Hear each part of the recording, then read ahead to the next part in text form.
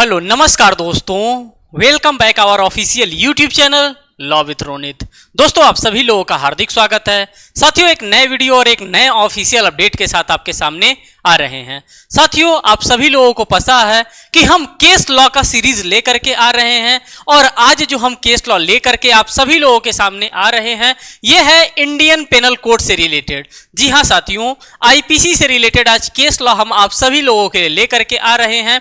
जो भी case law हम आप लोगों के लिए लेकर के आएंगे वो सभी के सभी टॉपिक वाइज लेकर के आएंगे। जैसे आप यहां पर देख रहे होंगे कि जनरल एक्सेप्शन से रिलेटेड जो भी केस लॉ बन सकते हैं इन सभी केस लॉ को हम आपके सामने एक एक करके रखने का काम करेंगे। जो भी हम केस लॉ यहां पे लाएंगे सभी के सभी बाइलिंगुअल आपको देखने के लिए मिलेगा, दोनों लैंग्वेजेस में आपको देखने के लिए मिलेगा, हिंदी में साथ साथ इंग्लिश में। तो आइए बिना देर के हम इस सेशन को स्टार्ट करते हैं और एक एक कॉन्सेप्ट के साथ यहां पे हम डील करते हुए चल रहे हैं। सबसे पहला केस जो आपके सामने आ रहा है ये बहुत ही इंपॉर्टेंट केस लॉ है और इस केस लॉ की अगर हम बात कर दें तो आईपीसी इंडियन पेनल कोड में बहुत ही इंपॉर्टेंट जजमेंट इसको माना जाता है। KM Nanavati versus state of Maharashtra की हम बात करते हैं। 1962 का ये जजमेंट आया था और इस केस लॉ में आपको क्या देखने के लिए मिला था साथियों, इस केस की अगर हम बात करते हैं तो इसमें जूरी ट्रायल कराया गया था। मीडिया ट्रायल का आपने नाम सुना होगा, जूरी ट्रायल का आपने नाम सुना होगा। इसी केस के बाद क्या किया गया था, जूरी ट्रायल को हटा दिया गया। मींस कि जो जूरी के मेंबर होते हैं उन सभी मेंबर्स को हटाने का काम किया गया इसी केस लॉ के बाद, KM Nanavati versus state of Maharashtra. साथ ही साथ अगर हम इस केस लॉ के बारे में और आपको बताना चाहें तो इस केस लॉ से रिलेटेड एक बहुत ही शानदार मूवी भी बनी है जो कि रुस्तम के नाम से ये मूवी फेमस है। अब इस केस में क्या था, इसमें क्या फैक्ट एंड सर्कमस्टांसेस हमको इस केस के अंतर्गत देखने के लिए मिलता था उसको भी हम जानने का प्रयास करेंगे। सबसे तो पहले हम बात करें कि आईपीसी में हमारे पास सेक्शन नंबर 300 है। 300 में हमारे पास 5 एक्सेप्शन है। उसी एक्सेप्शन में से पहले एक्सेप्शंस की बात करता है, हमारा केस लॉ की बात करते हैं KM Nanavati versus state of Maharashtra का केस है जो कि 1962 का है। यह बेसिक जानकारी थी, आप सभी लोगों के पास होनी ही चाहिए क्योंकि डायरेक्ट आपके एग्जामिनेशन में कभी कभार पूछ देता है कि ये जो केएम नानावती का जजमेंट है ये किस सेक्शन से डील करता है आईपीसी के, तो आईपीसी के सेक्शन नंबर 300 के साथ पहली बात डील करता है। साथ ही साथ पूछ देता है कि किस एक्सेप्शन के साथ भी डील करता है, तो आप सभी लोगों को पता है कि आईपीसी में सेक्शन नंबर 300 के पास 5 एक्सेप्शन है। उसी एक्सेप्शन में से पहले एक्सेप्शन के साथ ये डील करने का काम करता है। अब देखिए ये केस आप सभी लोगों से क्या कहना चाहता है, ये केस कहना चाहता है कि हमारा जो उच्चतम न्यायालय है वो उच्चतम न्यायालय ने क्या अभिनिर्धारित किया था इस जजमेंट में। उच्चतम न्यायालय ने अभिनिर्धारित किया था कि यदि अभियुक्त भारतीय दंड संहिता में निहित अपवादों के लिए याचना करता है तो एक्सेप्शंस की हम बात करते हैं। साथियों आप सभी लोगों को यह भी पता है कि आईपीसी का चैप्टर नंबर हम 4 पढ़ते हैं। हम आईपीसी की बात कर रहे हैं, इंडियन पेनल कोड की बात कर रहे हैं और इंडियन पेनल कोड में हमारे पास चैप्टर नंबर 4 है।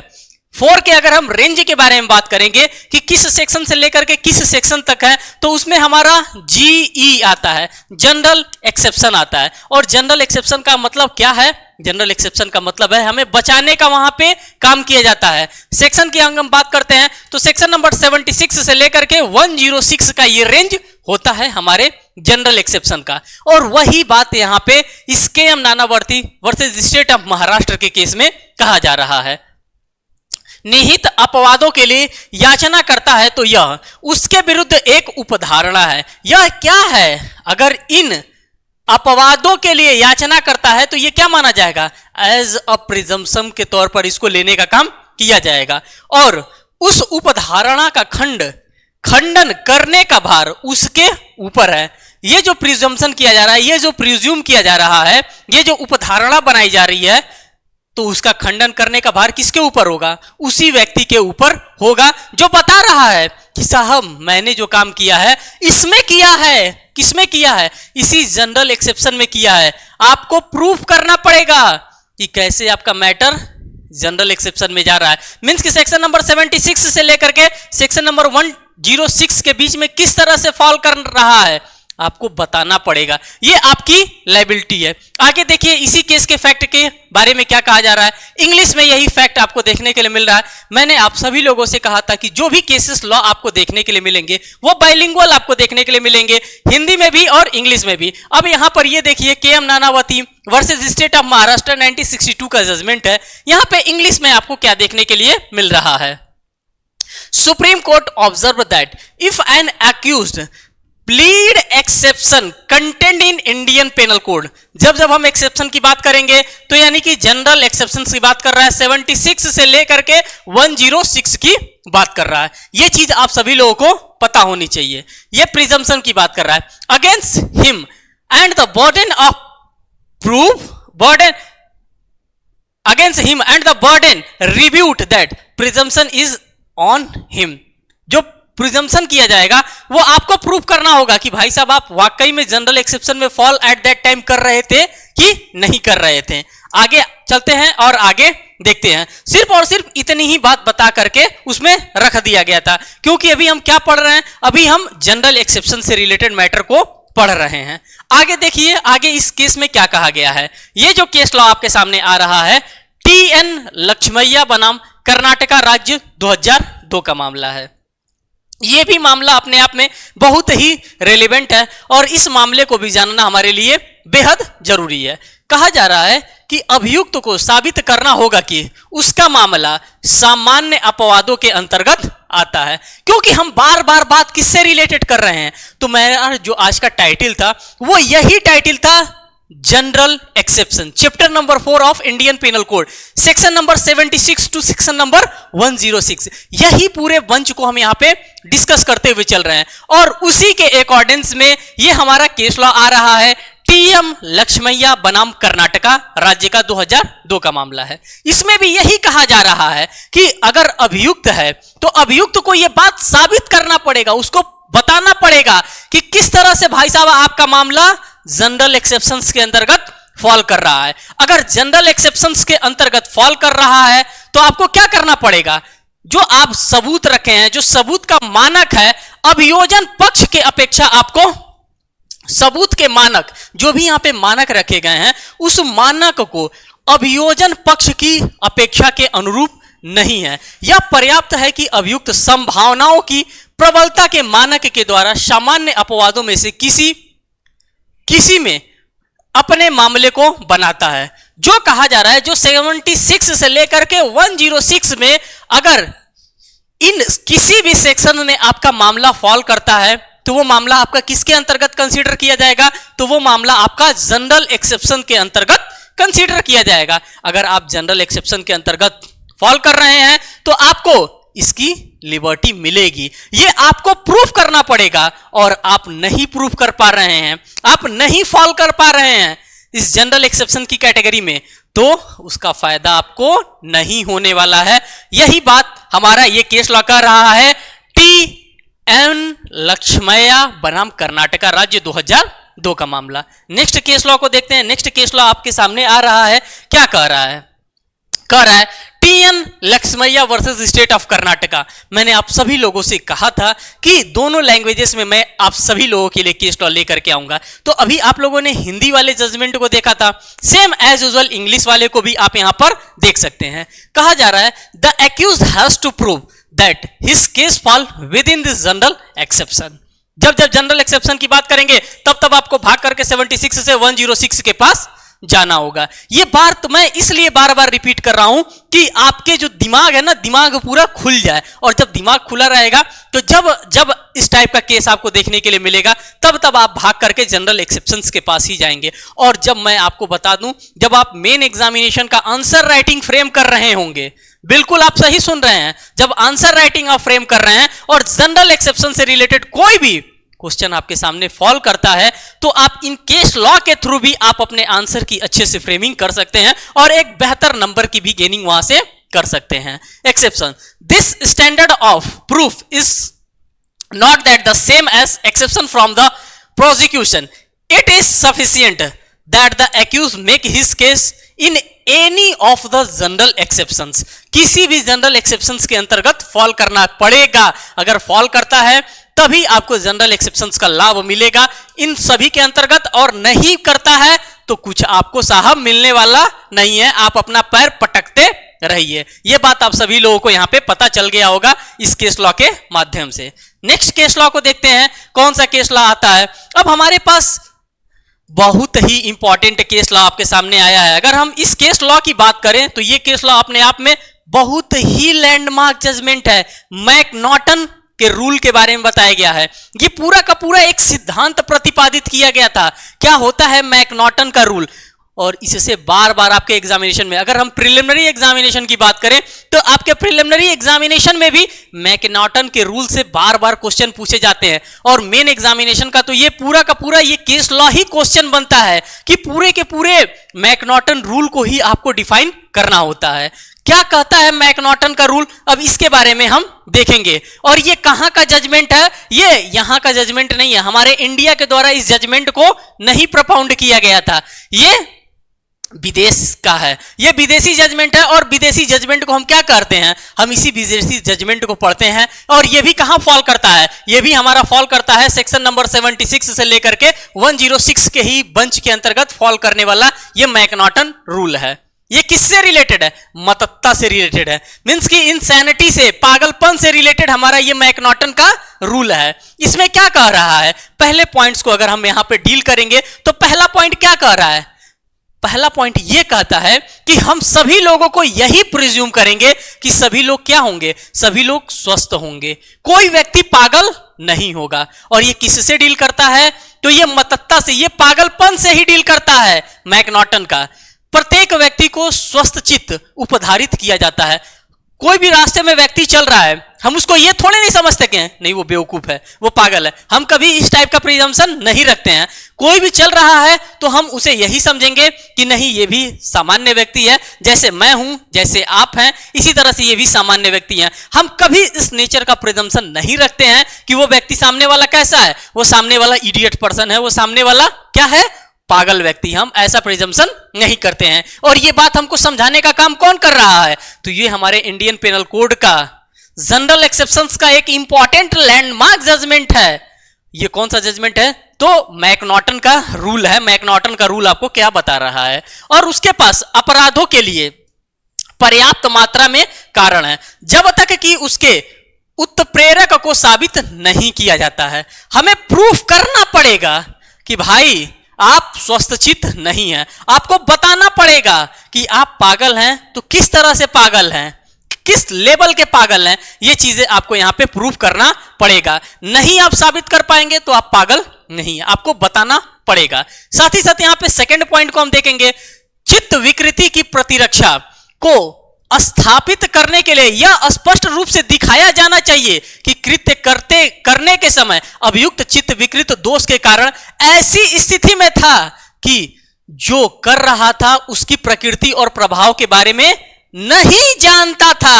यही सबसे इंपॉर्टेंट पॉइंट यहां पे है, और इसी पॉइंट को आपको पकड़ना है। जब आप मेन एग्जामिनेशन की आंसर राइटिंग फ्रेमिंग करेंगे तो इसी पॉइंट को आपको लिखने की आवश्यकता है। मान लीजिए कि हम एक एग्जांपल ले लेते हैं और उस एग्जांपल के माध्यम से आपको यह समझाने का काम करते हैं मैकनॉटन रूल को। एक कोई व्यक्ति है, किसी व्यक्ति का गला काट दिया, गला काट करके बाल से उसके सर को गला काट दिया है और बाल से पकड़ करके उसके सर को लेकर के जा रहा है, रास्ते में जा रहा है। उसको पता ही नहीं है अपने नेचर के बारे में, अपने वर्क के नेचर के बारे में उसको नहीं पता है कि किस टाइप का उसने काम किया है। किसी का उसने जान ले लिया है, उसने किसी का मर्डर कर दिया है, उसको इसके बात का पता नहीं है। तब पता चलेगा कि नहीं वो व्यक्ति पागल है। पता चला कि किसी का मर्डर किया और मर्डर करके हथियार छुपा दिया, पहली बात। दूसरी बात, हथियार छुपाने के बाद अपने भी भाग गया और कोर्ट ऑफ लॉ में आके कह रहा साहब मैं तो पागल हूं। अरे कैसे पागल हो, पागल रहते तो तुम इस तरह से करते, उसका मर्डर करते और मर्डर करने के बाद तुम वेपन्स को छुपा देते।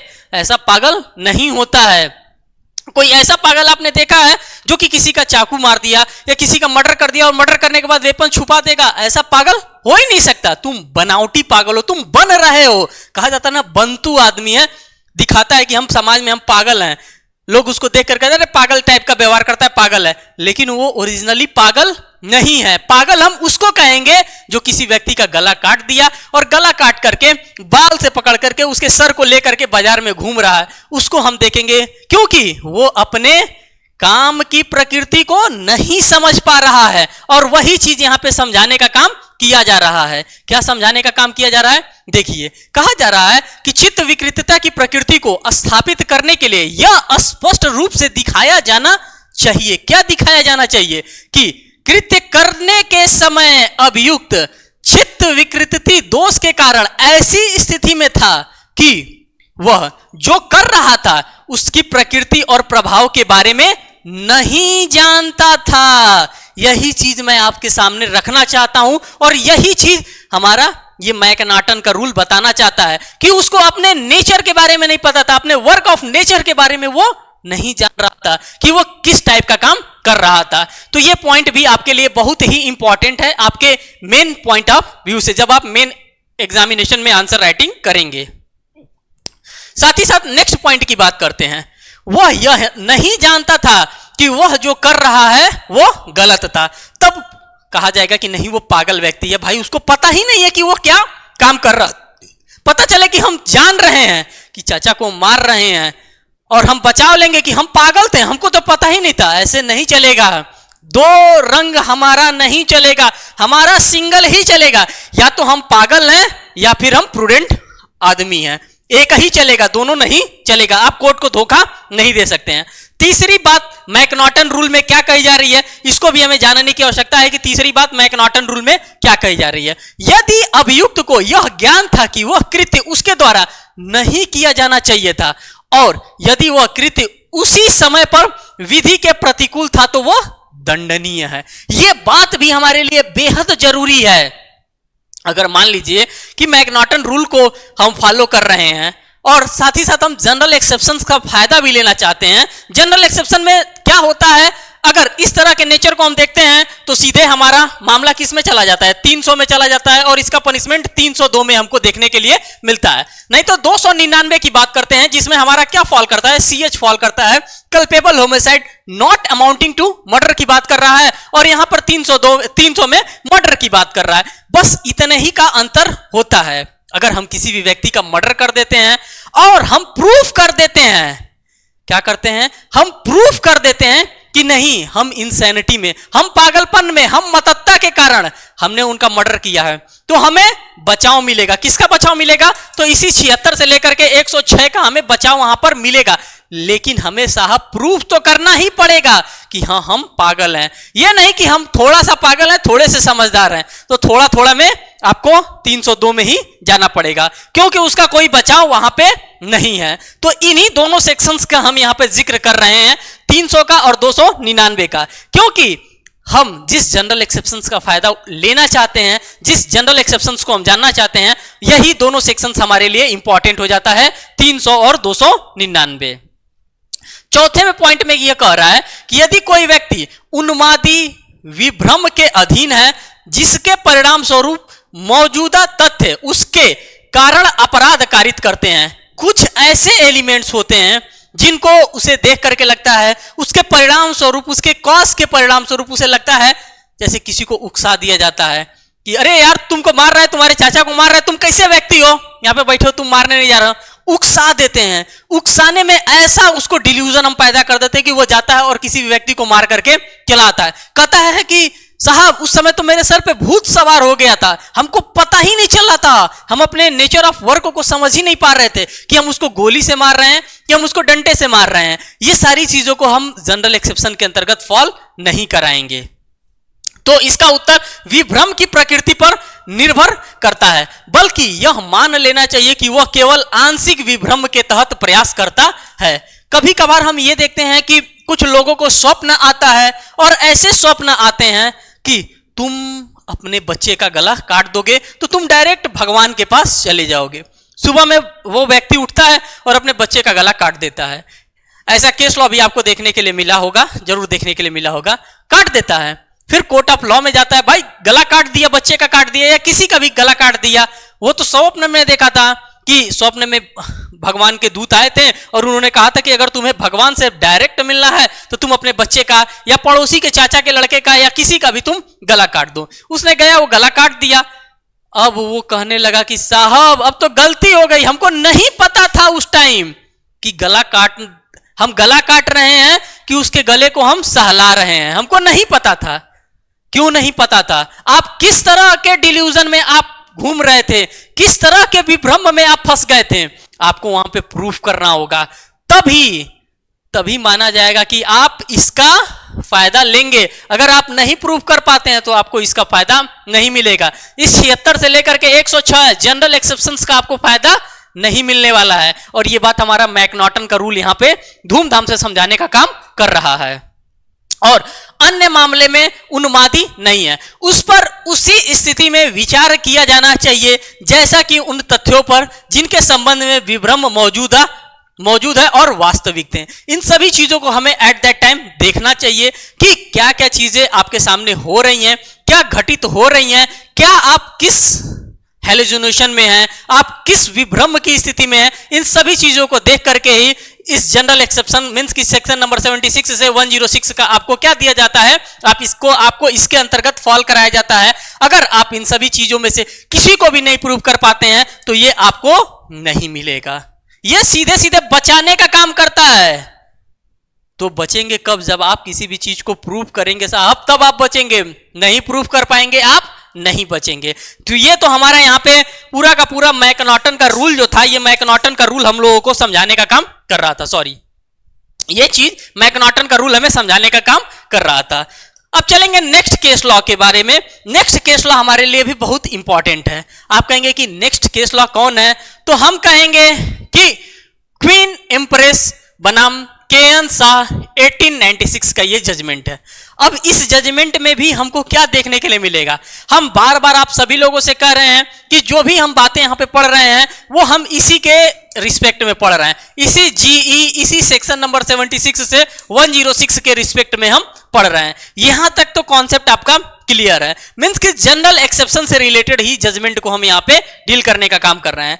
इसी से रिलेटेड हमारे पास एक केस आ रहा है, क्वीन एम्प्रेस बनाम केएन शाह, जो कि 1896 का ये जजमेंट है। और इस जजमेंट को देखते हैं कि क्या कहा जा रहा है। कहा जा रहा है कि चित्त विकृतता की प्रत्येक अवस्था को किसी अपराधी दायित्व से मुक्त नहीं किया जा सकता है। अगर मान लीजिए कि सभी लोग कहने लगे कि जब वो इस टाइप का काम कर रहा था, इस नेचर का वो काम कर रहा था, किसी को मार रहा था या किसी के साथ किसी भी प्रकार के एक्ट में वो इंडल्जेंस था, और हम ये बार बार कहते कि नहीं वो तो चित्त विकृत है, वो तो पागल है, तो क्या ऐसे व्यक्ति को हम सभी को यही प्रोवाइड करते रहेंगे, यही जनरल एक्सेप्शन सब प्रोवाइड करते रहेंगे? आप बताइए ये कहां तक सही है कि हम हर एक मामले में हर एक व्यक्ति के लिए यही जनरल एक्सेप्शन हम उसको प्रोवाइड करते रहें? तो किसी के साथ न्याय होगा? बिल्कुल नहीं न्याय होगा। वही बात हमारा ये केस लॉ कह रहा है। क्वीन एम्प्रेस बनाम केएन शाह का मामला यही बात कह रहा है। फिर देखिए, फिर कह रहा है चित्त विकृतता की प्रकृति प्रत्येक अवस्था को किसी आपराधिक दायित्व से मुक्त नहीं किया जा सकता। केवल चित्त विकृतता ही मस्तिष्क की संज्ञानात्मक शक्तियों को बिगाड़ देता है, जो आपराधिक दायित्व से छूट का आधार बन सकती हैं। अगर आप चित्त विकृत ओरिजिनल में हैं, आपका जो दिमाग है वो दिमाग बिल्कुल काम करना बंद कर देता है। मैंने आपको पहले ही मैकनॉटन का जब मैं रूल आपको समझा रहा था तो उसी दरमियान मैंने आपको यह भी बताने का काम किया था कि कोई ऐसा पागल व्यक्ति है जो किसी के सर को काट दे रहा है और सर को काटने के बाद हाथ में उसके सर को लेकर के पूरे मार्केट में घूम रहा है। एक उस व्यक्ति को देखिए और एक उस व्यक्ति को देखिए, वो भी कह रहा है कि हम पागल हैं। और एक वो व्यक्ति है जो किसी व्यक्ति को मार देता है, मारने के बाद चाकू कहीं छुपा देता है, अगर गन से मारता है गन को कहीं छुपा देता है और अपने जा करके कहीं भाग करके छुप जाता है। आप किसको पागल समझेंगे? आप खुद लॉर्डशिप हैं, आप सभी लोग जरूर कमेंट सेक्शन में बताइएगा कि आप किस व्यक्ति को पागल समझेंगे। उस व्यक्ति को पागल आप समझेंगे जो सर को हाथ में लेकर के पूरे बाजार में घूम रहा है, या उस व्यक्ति को आप पागल समझेंगे जो किसी का मर्डर करने के बाद, किसी का रेप करने के बाद पूरे के पूरे जो भी वेपन्स का उसने इस्तेमाल किया उन सभी वेपन्स को छुपा देता है। आप खुद बताइएगा, उसी के बारे में यहां पर देने का काम कर रहा है। हम झूठ, हम जनरल एक्सेप्शंस का लाभ, हम चैप्टर 4 ऑफ इंडियन पेनल का लाभ उसी व्यक्ति को देंगे जो कैसा हो, जो मस्तिष्क में उसके कुछ नहीं हो, जो टोटली पागल हो, जो चित्त विकृत मस्तिष्क का हो, हम उसी व्यक्ति को पागल मानेंगे, अन्यथा किसी व्यक्ति को पागल नहीं मानेंगे। यह बात हमारा यहां पे केस लॉ बताने का काम कर रहा है। नेक्स्ट केस को हम देखते हैं क्या कह रहा है। नेक्स्ट केस लॉ हमारे पास आ रहा है Shrikant Bhosale versus state of Maharashtra का केस आ रहा है। अब इस केस में क्या कहा गया है, इस केस को भी हमें जानना बेहद जरूरी है। तो देखिए, इसमें कहा जा रहा है Shrikant Bhosale versus state of Maharashtra का केस में है। इसमें पहला पॉइंट हमको देखने के लिए मिल रहा है, the nature of burden of proof on the accused is no higher than that which rest upon a party in a civil proceedings की बात कर रहा है। ये नॉर्मल सी चीजें यहां पे बात करने का काम कर रहा है हमारा जो Shrikant Ghosh versus state of Maharashtra का। ये किसकी बात कर रहा है, ये बर्डन ऑफ प्रूफ की बात कर रहा है। जब जब हम इंडियन एविडेंस पढ़ेंगे, IEA 1872 का कानून हम पढ़ेंगे, तो वहां पे हमें बर्डन ऑफ प्रूफ देखने के लिए मिलेगा। भैया हमारे ऊपर बर्डन ऑफ प्रूफ है, हमें साबित करना है कि मैं पागल हूं, मुझे साबित करना है, कोई तीसरा व्यक्ति साबित नहीं करेगा। मुझे बताना पड़ेगा ना कि साहब मैं पागल हूं, ओरिजिनल में पागल हूं। जब मैं काम कर रहा था, किसी एक्ट में इंडल्जेंस था, तो हम उस एक्ट की प्रकृति को हम नहीं समझ पाए थे कि क्या हो रहा है, क्या मैं कर रहा हूं, तो मैं पागल हूं। ये बर्डन ऑफ प्रूफ मेरे ऊपर लाई कर रहा है। अगर मैंने प्रूफ कर दिया अपने प्रोसीडिंग के दरमियान, तो मुझे क्या मिलेगा, मुझे जनरल एक्सेप्शंस का फायदा मिलेगा। मींस कि चैप्टर नंबर 4 का हमें यहां पे क्या मिलने वाला है, आईपीसी के चैप्टर नंबर 4 का हमें यहां पे लाभ मिलने वाला है। और अगर हम इसी बर्डन ऑफ प्रूफ को अगर हम नहीं साबित कर पाते हैं, तो मुझे क्या मिलने वाला है, मुझे तगड़ा सा पनिशमेंट मिलने वाला है। तो इसके लिए भी आप तैयार रहेंगे। यही बात हमारा कहने का काम कर रहा है Shrikant Bhosale versus state of Maharashtra का जजमेंट। नेक्स्ट केस लॉ को हम देखते हैं, हमारे पास क्या आ रहा है। नेक्स्ट केस लॉ आ रहा है लक्ष्मी बनाम राज्य का मामला आ रहा है। AIR 1959 का यह जजमेंट है। यह भी जजमेंट बड़े ही कमाल की बात करता है। और जब जब हम बात करेंगे जनरल एक्सेप्शन की बात करेंगे, चैप्टर नंबर 4 की बात करेंगे, इंडियन पेनल कोड के बारे में, और खास करके सेक्शन नंबर 84 की हम बात करेंगे, तो इन सभी चीजों को हमें देखने के लिए मिलेगा। क्या कहता है धारा 84? मैं बार बार इसी को लेकर के चल रहा हूं क्योंकि बेस हमारा क्या है, तो बेस हमारा सेक्शन नंबर 76 से लेकर के 106 है। यही हमको क्या प्रोवाइड करता है, तो यही हमें जनरल एक्सेप्शन प्रोवाइड करता है। चैप्टर नंबर 4 के अंतर्गत दिया गया है, कहां पर, IPC के अंतर्गत। यह बात तो आपको क्लियरली समझ में आ ही जाना चाहिए। अब इसी में से एक धारा निकल के आ रहा है सेक्शन नंबर 84। ये क्या कहना चाहता है सेक्शन नंबर 84, क्या हमसे बताना चाहता है, इसके नेचर को हमें देखने की आवश्यकता है। धारा 84 उपबंधित करती है कि जो अभियुक्त इसके अधीन संरक्षण का दावा कर रहा है, उसको यह नहीं जानना चाहिए कि कृत्य सही या गलत है। भाई अगर वो समझ सकता है कि जो मैं वर्क यहां पे डन कर रहा हूं सेक्शन नंबर 84 के बिहाफ पे, आप 84 का डिफेंस भी लेना चाहते हैं और आप जो काम कर रहे हैं उस काम के नेचर को भी आप समझ रहे हैं, तो ये कैसे संभव हो सकता है भाई? या तो आप पागल हैं या तो आप समझदार हैं। अगर आप पागल हैं तभी आप 84 का यहां पे फायदा ले सकते हैं। अगर आप बिल्कुल समझदार हैं, कुछ कुछ समझदार हैं, कुछ कुछ पागल हैं, तो ये आपको नहीं मिलने वाला है। यहां पे ये साफ साफ कहना चाहते हैं साहब, सेक्शन नंबर 84 बताना चाहते हैं कि आपको अपने काम की प्रकृति नहीं पता होनी चाहिए। कब? जब आप कोई वर्क कर रहे हैं, किसी को मार रहे हैं, किसी का गला आप दबा रहे हैं, आपको नहीं पता होना चाहिए कि आप क्या कर रहे हैं, तभी आपको सेक्शन नंबर 84 का यहां पे डिफेंस मिल सकता है। लेकिन अगर आपको इन सभी चीजों के बारे में साथ साथ पता है तो आपको किस प्रकार का डिफेंस मिलेगा भाई साहब? आप किस प्रकार के डिफेंस की बात कर रहे हैं? किस प्रकार के जनरल एक्सेप्शंस की बात कर रहे हैं? नहीं, यह फर्जी हो जाएगा। आप कोर्ट को गुमराह करने की कोशिश करेंगे कि नहीं साहब मैं पागल था। अरे तो क्या 84 भी पागल है? 84 वाला तो साफ साफ कह रहा था ना कि आपको पता नहीं होना चाहिए कि आप किस तरह के एक्टिविटीज में इंडल्जेस हैं। यह बात यहां पे हमारा लक्ष्मी बनाम राज्य का मामला हमको देखने के लिए बता रहा है।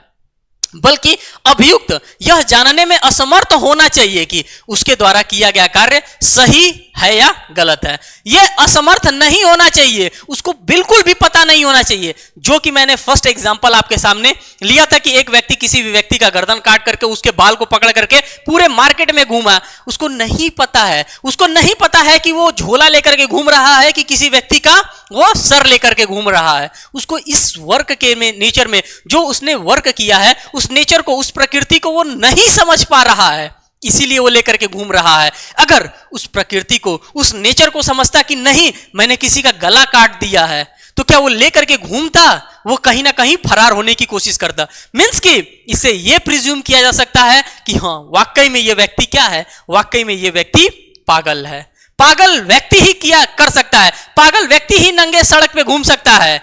आधा पागल व्यक्ति कभी सड़क पे नंगे नहीं घूमता है। आप देखेंगे जो जिसके दिमाग पूरा खाली रहता है वही कभी कभार बिना वस्त्र के सड़क पे आपको घूमता हुआ दिख जाएगा। आप देखते ही कह देंगे अरे वो पागल है, बेचारे को छोड़ो, उसको कुछ कहना नहीं तो पता चलेगा कि वो ईंट उठा के हम ही को मार देगा। और वही बात हमारा सेक्शन नंबर 84 यहां पे कहने का काम कर रहा है कि आपको आपके वर्क के बारे में बिल्कुल पता नहीं होना चाहिए साहब, तभी आप general exception chapter number 4 Indian penal code का आप फायदा ले सकते हैं, अन्यथा आप फायदा नहीं ले सकते हैं। इतनी बात तो सबको क्लियर हो जानी ही चाहिए। किसी चीज को जानने की क्षमता एक व्यक्ति कितना जानता है से काफी अलग है। अंतर्निहित या जैविक अक्षमता गलत या त्रुटिपूर्ण धारणा से संबंधित नहीं है, यह इन सभी चीजों से संबंधित नहीं होना चाहिए। तो मैं उम्मीद करता हूं कि लक्ष्मी बनाम राज्य का जो मामला मैंने आप सभी लोगों के सामने डील किया, मैंने रूल ऑफ मैकनॉटन का रूल जो भी मैंने आपके सामने डिस्कस किया, ये सभी के सभी आप लोगों के दिमाग में घुस चुका होगा। नेक्स्ट केस लॉ की बात करते हैं। अभी जाना नहीं है, अभी बहुत है। अब देखिए इंपॉर्टेंट और भी इंपॉर्टेंट केस लॉ आ गया, शराबियों से रिलेटेड केस ला आ गया, डीपीपी वर्सेस बियर्ड का केस आ गया, डायरेक्टरेट ऑफ पब्लिक प्रोसिक्यूशन बनाम बियर्ड का मामला आ गया, 1920 का मामला आ गया। यहां पे कहानी क्या था साहब? यहां पे कहानी यह था कि एक रिटायर्ड जमादार था, उसी रिटायर्ड जमादार की यह कहानी है। डीपीपी वर्सेस बियर्ड की बात करते हैं, इसको शॉर्टकट में आप लोग डीपीपी वर्सेस बियर्ड के नाम से आप यहां पे बियर्ड लिखा है, बियर्ड के नाम से आप पढ़ सकते हैं, director of public prosecutor versus beard का। अब इसमें किसके द्वारा ये जजमेंट पास किया गया था? तो ये जो जजमेंट पास किया गया था 1920 का ये जजमेंट है और इंडियन पेनल कोड का एक बहुत ही इंपॉर्टेंट लैंडमार्क जजमेंट के अंतर्गत इसको कंसीडर किया जाता है। और यहां से भी फुल लेंथ का आपके एग्जामिनेशन में, मेन एग्जामिनेशन में आंसर राइटिंग करने के लिए आता है, पहली बात। दूसरी बात यहां पे यह है, जब reason and assertion based question आपके एग्जामिनेशन में पूछा जाएगा, चाहे वो आपका जुडिशरी का जे का एग्जामिनेशन हो, साथ ही साथ अगर आप एलएलएम एंट्रेंस एग्जामिनेशन दे रहे हैं तो वहां पे reason and assertion based question पूछा जाएगा, एपीओ का कोई भी एग्जामिनेशन दे रहे हैं वहां पे भी पूछा जाएगा। तो इसी नेचर के क्वेश्चन आपसे पूछे जाएंगे, आपको एक रीजन देगा, एक असर्शन देगा और उसी रीजन को पढ़ करके, उसी असर्शन को पढ़ करके आपको बताना होगा कि क्वेश्चन क्या कह रहा है, क्या बता रहा है हमारा डीपीपी वर्सेस बियर्ड का मामला। किसके द्वारा ये जजमेंट पास किया गया था? तो ये जो जजमेंट दिया गया था ये हाउस ऑफ लॉर्ड्स के द्वारा 1920 की अगर हम बात करें तो 1920 में तो हमारा देश आजाद भी नहीं हुआ था। तो 1920 का ये जजमेंट कहां का है? या तो ये प्रीवी काउंसिल का है या फिर ये हाउस ऑफ लॉर्ड्स का है। तो ये जो जजमेंट आया था तो हाउस ऑफ लॉर्ड्स से आया था। किससे रिलेटेड है? तो मतत्ता के बारे में 3 नियम निर्धारित किए गए थे। अब कौन कौन से नियम है, उन सभी नियम्स को भी हमें पढ़ने की आवश्यकता है। कह रहा है विकृत चित्तता चाहे नशे की लत से उत्पन्न हो, अन्यथा आरोपी अपराध के बचाव है। अब या तो आप शराब पी करके, मदिरा पान करके आप क्या हो गए हैं, आप विकृत चित्त हो गए, आप पागल हो गए, आप अपने नेचर को नहीं समझ पा रहे। नेचर का मतलब जो आप वर्क में इंडल्जेंस हैं, आप उस वर्क के नेचर को आप नहीं समझ पा रहे हैं। और फिर मैं आपको यहां पे बता देना चाहता हूं कि ये कहां पे फॉल करता है। तो ये जो फॉल करता है 76 से लेकर के 106 चैप्टर नंबर 4 के अंतर्गत फॉल करता है। किसके पास? तो इंडियन पिनल कोड के पास। ये बात तो आपको पता होना ही चाहिए कि ये जो केस लॉ डील कर रहा है, ये कहां का केस लॉ है, किसके अंदर ये फॉल कर रहा है। तो पहली बात तो आप समझ गए कि विकृत चित्त व्यक्ति हम उसी व्यक्ति को कहेंगे, चाहे वो नशे के कारण हुआ हो या फिर किसी भी प्रकार के किसी भी बीमारी के कारण अगर वो मेंटल वो पागल हो गया हो या व्हाटएवर जैसे भी पागल हुआ हो, हम विकृत चित्त व्यक्ति उसी को कहेंगे जो कि अपने वर्क के नेचर को एट दैट टाइम नहीं समझ पा रहा हो। पहली बात तो हमको यह समझ में आ जानी चाहिए। दूसरी बात क्या कर रहा है, मतत्ता के साक्ष्य, जो मतत्ता, अब यहां पे आपको प्रूफ करना पड़ेगा, एविडेंस भी यहां पे आएगा। जो हमारा भारतीय साक्ष्य अधिनियम 1872 का कानून है, जो स्टेफन साहब के द्वारा बनाया गया कानून है, वो कानून भी यहां पे साथ देगा। साथ इसलिए देगा क्योंकि साक्ष्य ही तो बताएगा कि आप शराब के नशे में कितना धुम थे, कि आपको जो काम कर रहे थे आपके काम के बारे में आपको नहीं पता चला। आप किसी का मुंह दबा दिए, 10 मिनट तक मुंह दबा दिए, नाक दबा दिए, और वो व्यक्ति क्या हो गया, मर गया। आपको क्यों नहीं पता चला, कैसे नहीं पता चला, किस लेवल के आप मतत्ता के अंतर्गत थे, किस तरह के आप इंटॉक्सिकेशन के अंदर थे, इन सभी चीजों का पता कौन लगाएगा? तो उन सभी चीजों का पता हमारा यही साक्ष्य अधिनियम लगाएगा। मतत्ता के साक्ष्य जो एक अपराध गठित करने के लिए आवश्यक विशिष्ट आशय को सृजित करने से अभियुक्त को असमर्थ बना देता है, को अन्य स्थापित तथ्यों के साथ या विनिश्चय करने हेतु की क्या वह इस आशय से युक्त था अथवा नहीं, ध्यान में रखा जाना चाहिए। मेन बात यहां पे ये देखना होता है कि साक्ष्य हमें एविडेंस से ही पता चल पाएगा। अब हमारे पास कोई प्रूफ रहेगा तभी तो हम पता कर सकते हैं कि भाई वो वाकई में इस लेवल के मतत्ता पे पहुंच गया था कि उसको नहीं पता चला कि वो किसी का मुंह दबा रहा है, किसी का नाक दबा रहा है, कि किसी का हाथ वो दबा रहा है। उसको एट दैट टाइम वो इस प्रकार के मतत्ता में पहुंच गया था, इस प्रकार के इंटॉक्सिकेशन में आ गया था, इस प्रकार का उसने मदिरा पान किया था कि उसको समझ में ही नहीं आ रहा था कि वो किसी का हाथ पकड़ रहा है या किसी का मुंह या नाक दबा रहा है। तब तो जाकर के साहब आपको इसका फायदा मिलेगा सेक्शन नंबर 85 का और 86 का। अगर नहीं आप प्रूफ कर पाए तो कभी भी किसी जीवन में आप इसका लाभ नहीं ले सकते हैं, कभी नहीं ले सकते हैं, आपको प्रूफ करना ही पड़ेगा। और ये जो मामला है डीपीपी वर्सेस बीएड का, ये बहुत ही इंपॉर्टेंट मामला है। मैकनॉटन का जो मामला हम लोगों ने देखा, बहुत ही इंपॉर्टेंट मामला है। साथ ही साथ K M Nanavati versus state of Maharashtra का जो हम लोगों ने जजमेंट देखा, यह बहुत ही इंपॉर्टेंट मामला है। अब इसके तीसरे बात को देखते हैं, यही जो डीपीपी वर्सेस बीएड का मामला है, इसका ये नेक्स्ट पार्ट है। नेक्स्ट पार्ट में क्या कह रहा है, 3 बिंदु के बारे में बता रहा था, तो ये इसका थर्ड पॉइंट है। इसके थर्ड पॉइंट्स को हमें देखने की आवश्यकता है।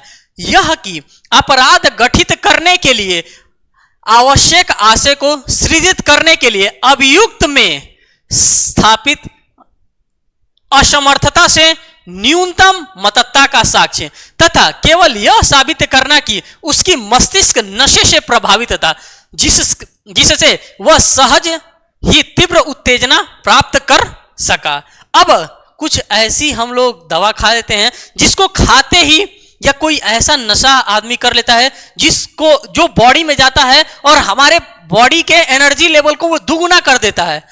हमें पता ही नहीं चल पाता है कि हम क्या कर रहे हैं। जैसे कोई ऐसी दवा ले लेते हैं, कोई ऐसा मेडिसिन ले लेते हैं कि हम अगर 50 किलो का भी बोरा उठाते हैं तो हमें लगता है कि ये 5 किलो का ही बोरा हम उठा रहे हैं। ऐसा कुछ होता है, आप लोग जरूर इसके बारे में कहीं ना कहीं सुने होंगे। तो सेम इसी लेवल के मतत्ता के बारे में कहा जा रहा है कि कुछ ऐसा आप इंटॉक्सिकेशन ले लिए हैं, किसी ऐसे प्रकार का आपने मदिरा पान इंटॉक्सिकेशन किया है कि आपको पता ही नहीं चल पाया कि आप किसी का गला दबा रहे हैं, कि आप किसी को हाथ पकड़ करके उठाने का काम कर रहे हैं, तभी आपको माना जाएगा। और ये कौन सा रोल प्ले करेगा, तो यहां पे जो भी रोल प्ले करेगा वो हमारा कौन सा करेगा, तो एविडेंस एक्ट यहां पे रोल प्ले करेगा। और एविडेंस एक्ट ही बताएगा कि आप क्या लिए थे, कैसे लिए थे। अगर प्रूफ हो जाता है तभी आप इंडियन पेनल कोड के चैप्टर नंबर 4 के अंतर्गत फॉल करेंगे, अन्यथा नहीं करेंगे। इस अवधारणा का खंडन नहीं करता है कि अभियुक्त अपने कृत्य के स्वाभाविक परिणाम को जानता था।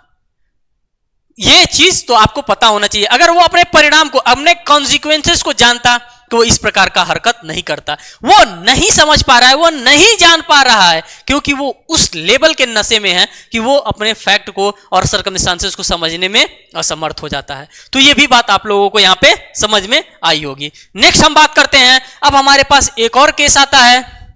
यह केस है वासुदेव बनाम स्टेट ऑफ पेप्सू का मामला। अभी आप लोगों ने डीपीपी वर्सेस वियर्ड का मामला पढ़ा, सेम उसी से रिलेटेड ये भी मामला आपके सामने आ रहा है। और ये किससे रिलेटेड है, तो ये रिलेटेड है वासुदेव बनाम स्टेट ऑफ पेप्सू। जब हम पेप्सू की बात करते हैं तो हमारे पास एक पेप्सू राज्य हुआ करता था, उसी पेप्सू राज्य का मामला है। यहां पर देखिए क्या कहा जा रहा है, जहां तक ज्ञान का प्रश्न है, और यह भी किससे रिलेटेड है, यह भी आपका नशा से रिलेटेड है। किससे, नशा मुक्ति केंद्र से रिलेटेड है, क्योंकि यह भी इंटॉक्सिकेशन से ही डील करता है। जहां तक कि ज्ञान का प्रश्न है, मत व्यक्ति को उसी ज्ञान से युक्त माना जाएगा जिससे कि एक सामान्य प्रज्ञान वाले व्यक्ति युक्त होता है, किंतु जहां तक आशय का प्रश्न है कि इसका निर्धारण मानने की सामान्य परिस्थितियों से मतत्ता की मात्रा को उचित स्थान देते हुए किया जाना चाहिए। अब देखिए, जब हम बात करेंगे डीपीपी वर्सेस वियर्ड के बारे में या फिर Vasudev versus state of PEPSU के बारे में बात करेंगे, ये दो सेक्शन से डील करता है, section number 85 of Indian penal code, section number 86 of Indian penal code. इन्हीं दो सेक्शन से ये डील करता है। और खास करके ये जो डील करता है, ये शराबियों के साथ डील करता है।